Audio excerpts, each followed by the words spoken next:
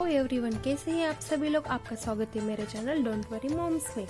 और आज हम देखने वाले हैं बच्चों को आइडेंटिफिकेशन ऑफ नंबर्स कैसे कराना है या कैसे सिखाना है बच्चों को, ताकि वो नंबर सीक्वेंसली याद रखे और कौन सा नंबर कैसे काउंट किया जाता है वो भी उसको याद रहे, उसके बारे में आज देखने वाले हैं।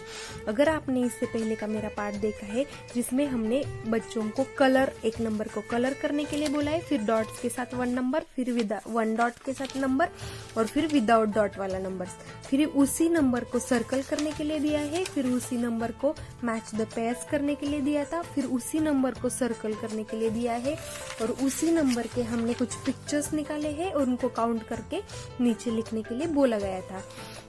और अगर वो सारा आपने ठीक तरह से अगर प्रैक्टिस लिया है बच्चों का, और उसी के साथ हमने 6 से ऊपर वाले नंबर सिखाने के बाद मैंने आपको बोला था कि वर्कशीट्स में ऐड करना है ये कंप्लीट द सीरीज वाला सेंटेंस, ताकि बच्चों को पता चले 1 के बाद 2, 2 के बाद 3 आता है।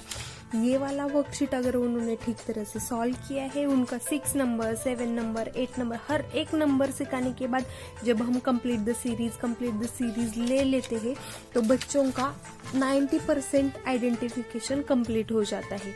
ये मैच द पेयर्स जब वो पिक्चर के साथ मैच करते हैं तो उनका काउंटिंग करने की भी उनकी क्षमता बढ़ जाती है और वो उनका फास्ट हो जाता है काउंटिंग करने का।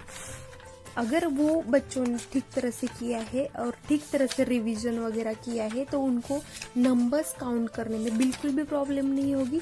तो चलिए हम, अगर फिर भी बच्चों का कुछ छूट जाता है तो सबसे पहले बच्चों को सीक्वेंस याद रखना बहुत ही इम्पोर्टेंट है। 1 के बाद 2 आता है, 2 कैसे लिखते हैं, 3 कैसे लिखते हैं, 4 कैसे लिखते हैं, उसका रिवीजन आप चाहे जितना 10 तक नंबर सिखाने के बाद 1 to 10 ऐसे 5 टाइम, 6 टाइम, 7 टाइम या हर रोज 1 टाइम लिख के 2-4 दिन तक प्रैक्टिस करें तो भी चलता है।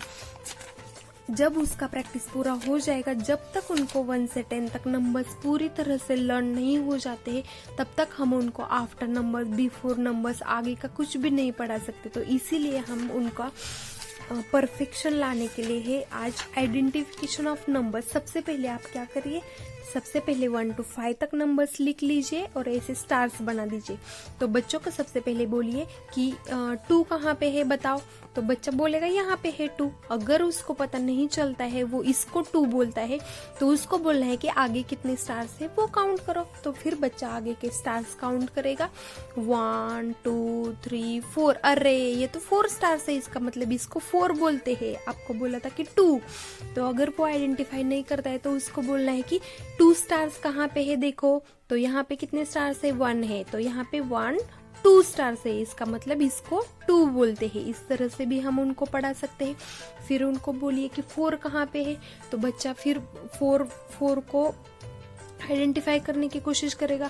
अगर उसको आइडेंटिफिकेशन नहीं आता है तो वो क्या करेगा, स्टार्स के साथ सबसे पहले वो थिंक करेगा कि 1 2 3, अच्छा इसमें तो 3 स्टार्स है, इसका मतलब ये 4 नहीं हो सकता है। फिर 1 2 3 4, अच्छा यहाँ पे 4 स्टार्स है, इसका मतलब ये 4 है। इस तरह से जब आप, और ये एक दिन में बिल्कुल भी नहीं होगा, आपको पेशेंस रखने की जरूरत है और बच्चा धीरे धीरे सीखेगा। अभी मेरा बच्चा भी उसी एज से गया है तो उसको भी बहुत सारे उसको शायद 1 वीक लगा ये सब करने के लिए, क्योंकि उसका पहले का प्रैक्टिस भी मैंने लिया था। शायद आपके बच्चों को 15 डेज लगे या फिर 20 डेज भी लग सकते हैं, या फिर कोई बच्चा 1 हफ्ते में भी कर देगा। तो इस तरह से नंबर्स देकर भी आप उनका प्रैक्टिस अच्छी तरह से ले सकते हैं। उनको बोलना है कि यहाँ पे 1 बॉल है तो इसको 1 बोलते हैं, यहाँ पे 1 2 बॉल है तो ये वाला क्या है, 2 नंबर है, यहाँ पे 1 2 3 बॉल्स है तो ये वाला 3 है। इस तरह से आप निकाल के प्रैक्टिस ले लीजिएगा उसकी। मुझे लगता है इसकी जरूरत नहीं है। अगर आपने पहले वाले जो मैंने वर्कशीट्स दिए थे, 1 नंबर सिखाने के बाद जो एक नंबर के वर्कशीट्स दिए थे, अगर वो परफेक्टली बच्चों ने सीखे तो इसकी नौबत आएगी ही नहीं। लेकिन फिर भी अगर थोड़ा सा लगता है तो आप इस तरह से प्रैक्टिस ले सकते हैं। पहले 1 to 5 नंबर्स की प्रैक्टिस लेना है क्योंकि ये थोड़े से काउंटिंग के लिए इजी होते हैं, और फिर 6 to 10 नंबर्स का लेना है। फिर उनको बोलना है 6 7 का 8 कहाँ पे है देखो, तो फिर बच्चा यहाँ पे सांस काउंट करेगा, अरे ये तो 6 है, फिर ये वाले करेगा, ये 7 है तो ये वाले करेगा, फिर उसको पता चलेगा कि इसको 8 बोलते हैं। ठीक है, इस तरह से आप अलग अलग देकर उसको प्रैक्टिस ले सकते हैं। अगर फिर वह 6 to 10 तक होने के बाद आप उनको एक साथ 1 to 10 तक के ऐसे नंबर्स बना के दे दीजिएगा, फिर वो काउंट करेगा। फिर थोड़ा सा कंफ्यूज हो जाएगा, फिर उसको 1 बताइएगा, फिर वो 1 स्माइली है तो 1 करेगा, फिर 2 पहले ना सीक्वेंस से बताइए 1 कहाँ पे है, फिर 2 कहाँ पे है, 3 कहाँ पे है, 4 कहाँ पे है।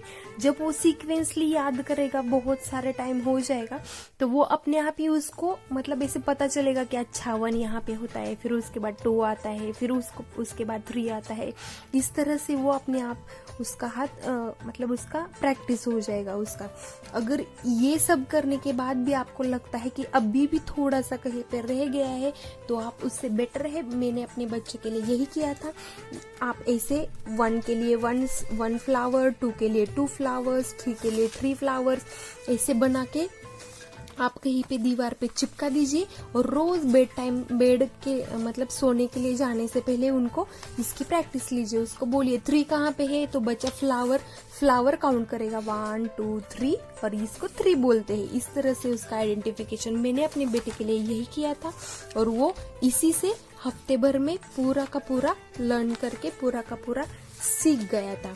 इस तरह से आप बना के दीवार पे चिपका दीजिए, और हर रोज 5 मिनट बेड पे जाने से पहले 5 मिनट्स के लिए प्रैक्टिस ले लीजिएगा उसकी, तो उसका आइडेंटिफिकेशन बच्चों का कंप्लीटली हो जाएगा।